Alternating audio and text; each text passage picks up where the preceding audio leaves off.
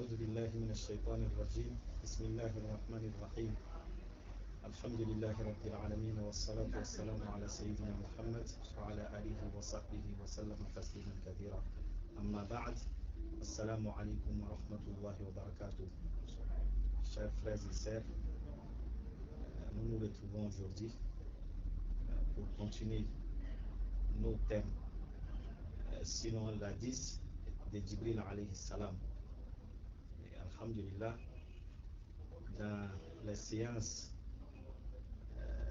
passées, nous avons parlé des piliers de l'islam, des piliers de la foi, et ensuite le degré de ihsan. Et aujourd'hui, la dernière partie de ces hadiths qui consiste à souligner les signes des fins du monde, c'est cette partie que nous allons aborder aujourd'hui.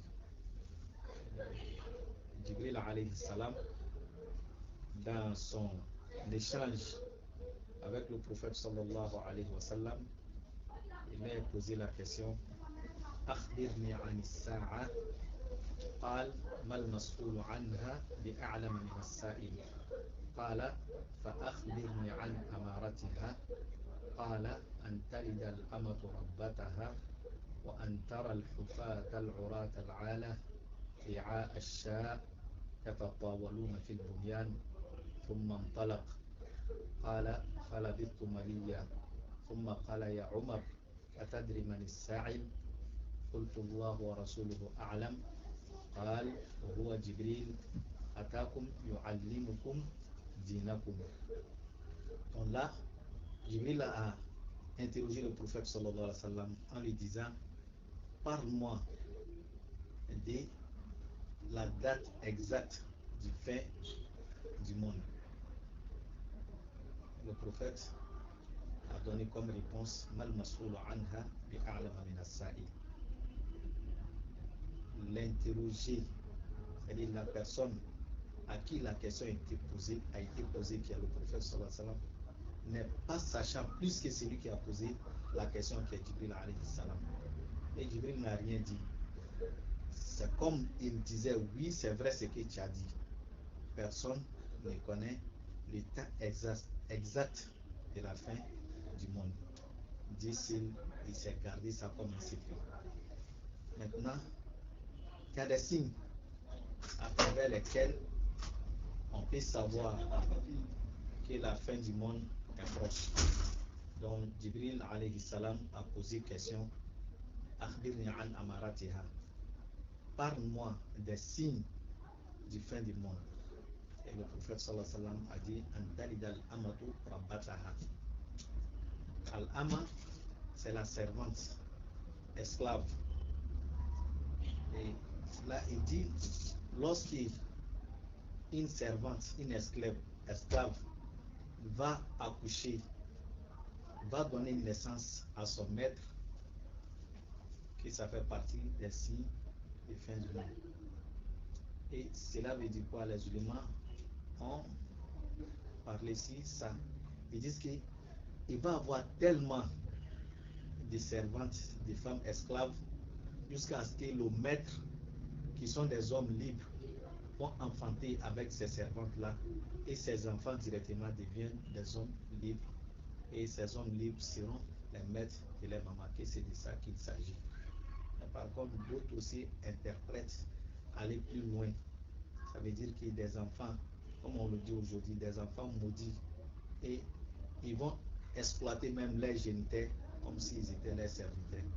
Enfin, bref, tout cela peut rentrer dans le cadre de la 10.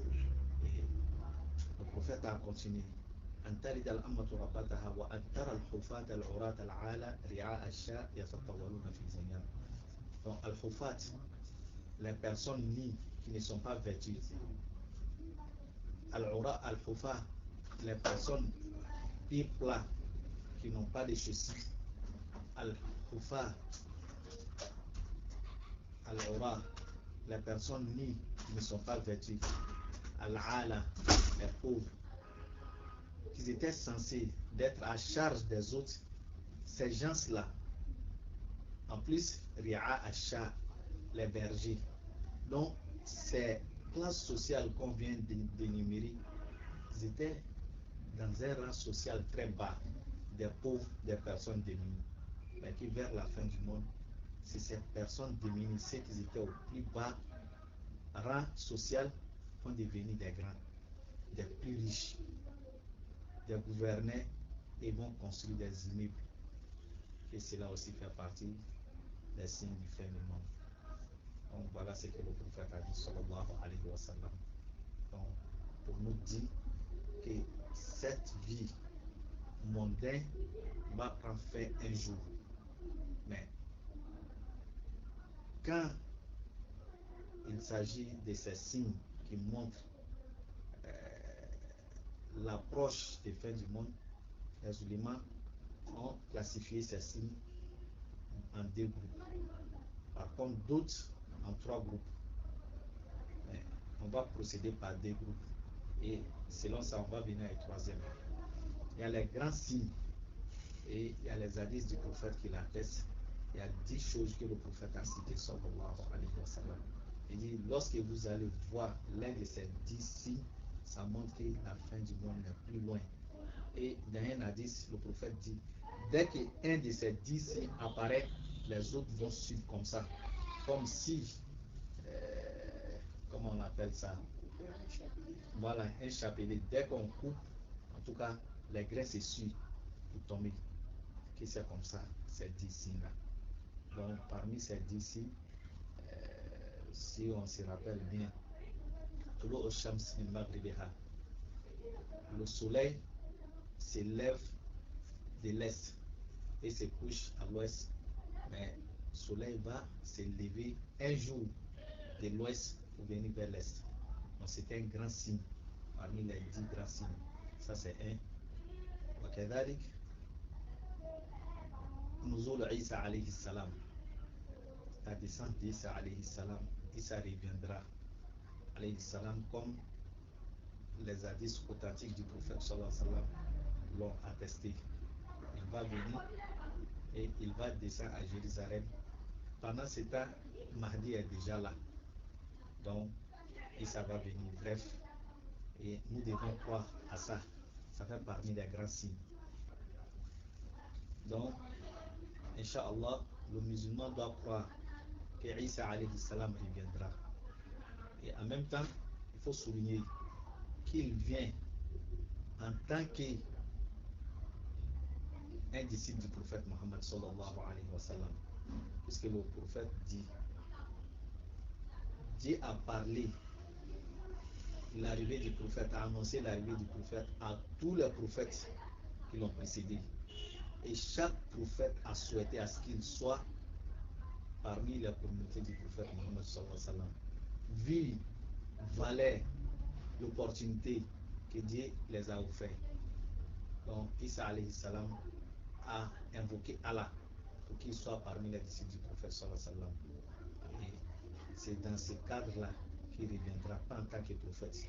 Et c'est pourquoi quand il vient, Mahdi, qui est en ce moment à l'époque imam des musulmans, va lui donner la place pour diriger la prière. Il va dire non, imam ou minkum.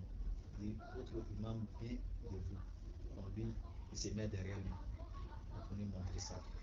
Inch'Allah, nos frères chrétiens pensent souvent aussi qu'il vient pour sauver l'humanité.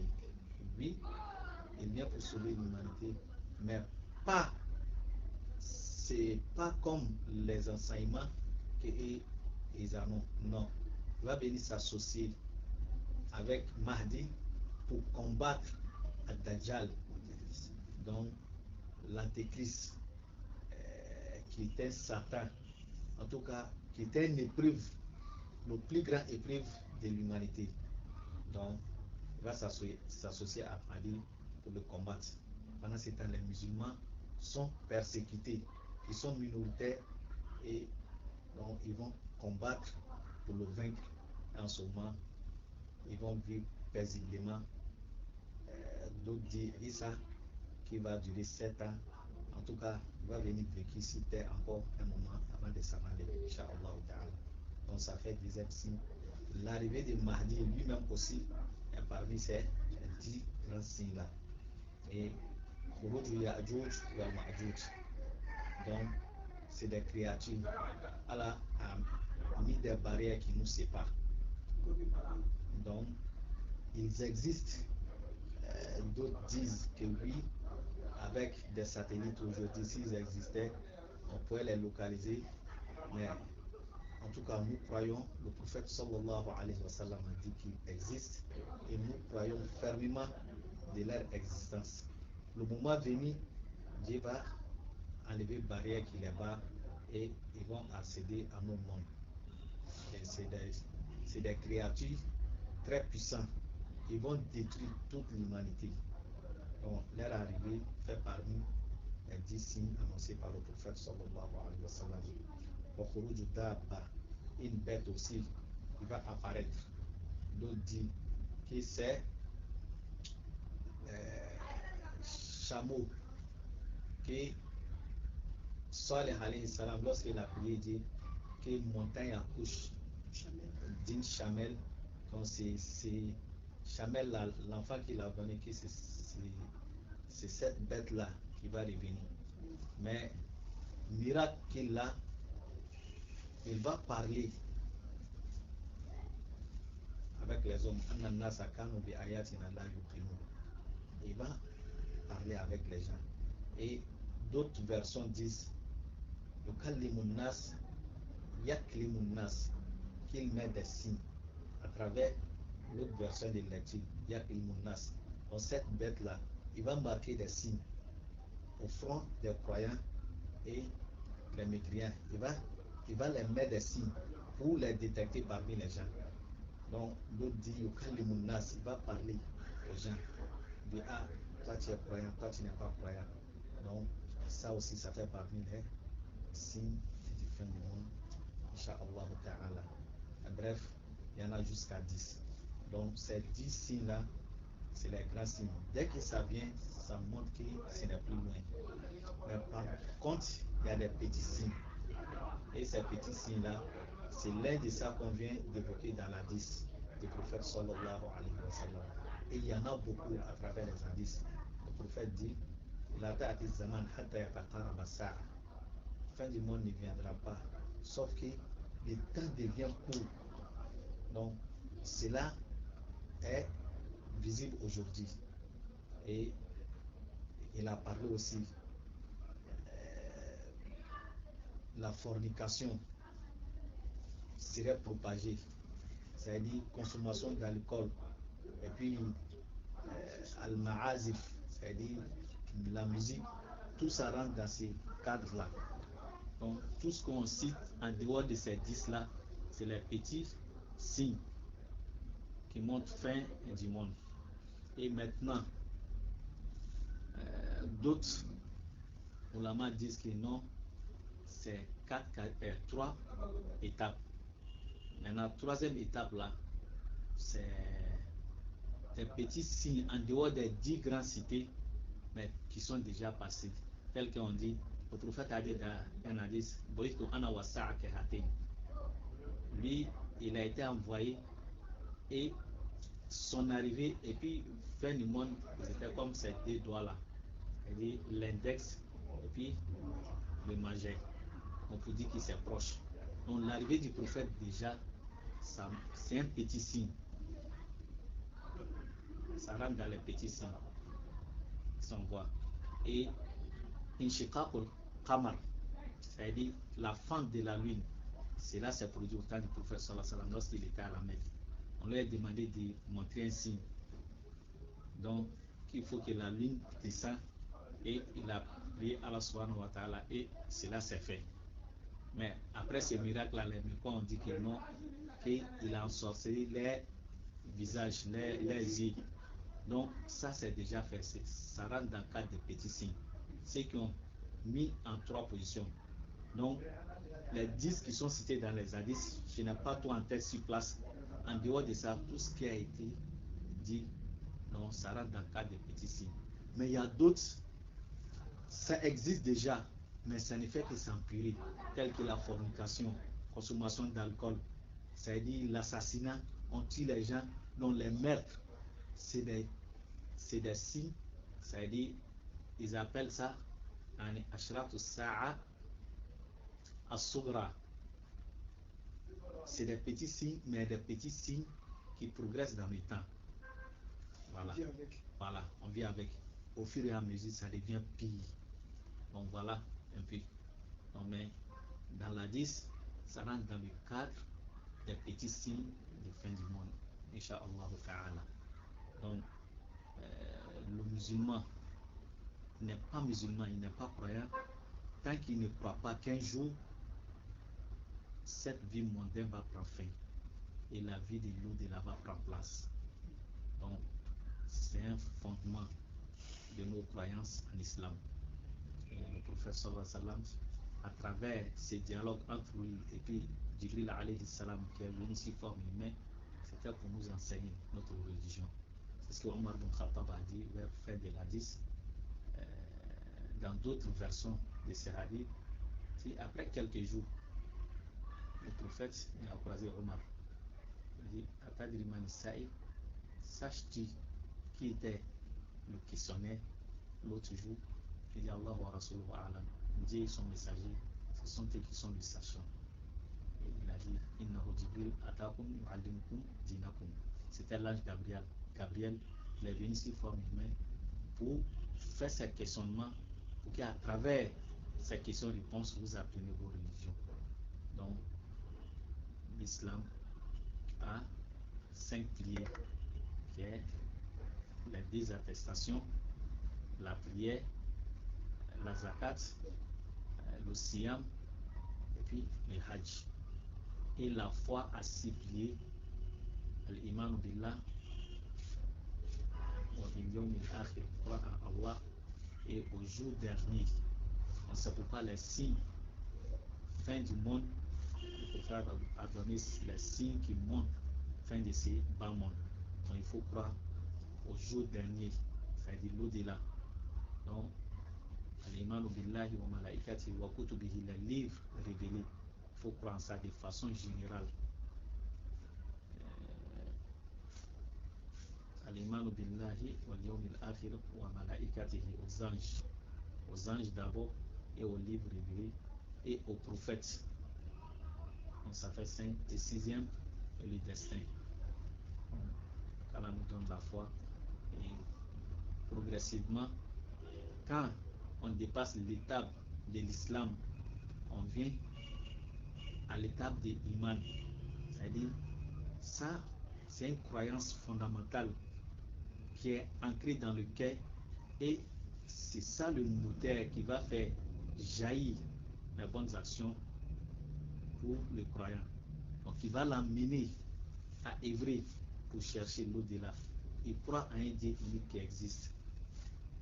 Il croit aux anges qui sont serviteurs d'Allah subhanahu wa ta'ala et qui nous entourent, qui nous contrôlent, qui mentionnent tout ce que nous faisons. Donc, et ils ont les multiples fonctions.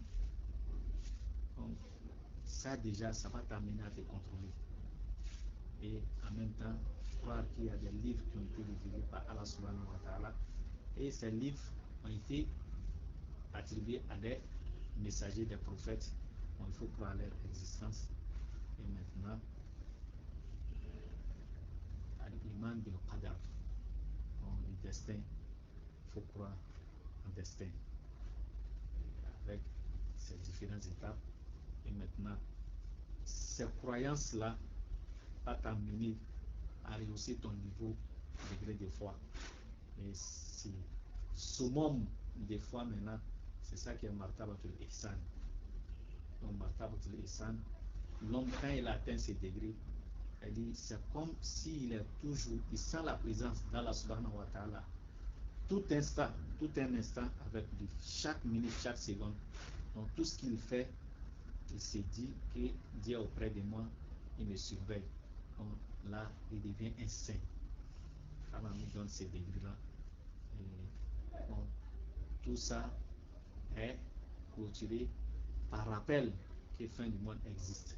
Donc si tu crois en ça, tu vas te contrôler, tu vas faire des bonnes œuvres pour avoir le salut éternel le jour du jugement dernier. Donc Allah nous donne la compréhension, la face de nous les musulmans puis sincères. Inch'Allah, aujourd'hui, ça serait fin de ces hadiths-là, Inch'Allah.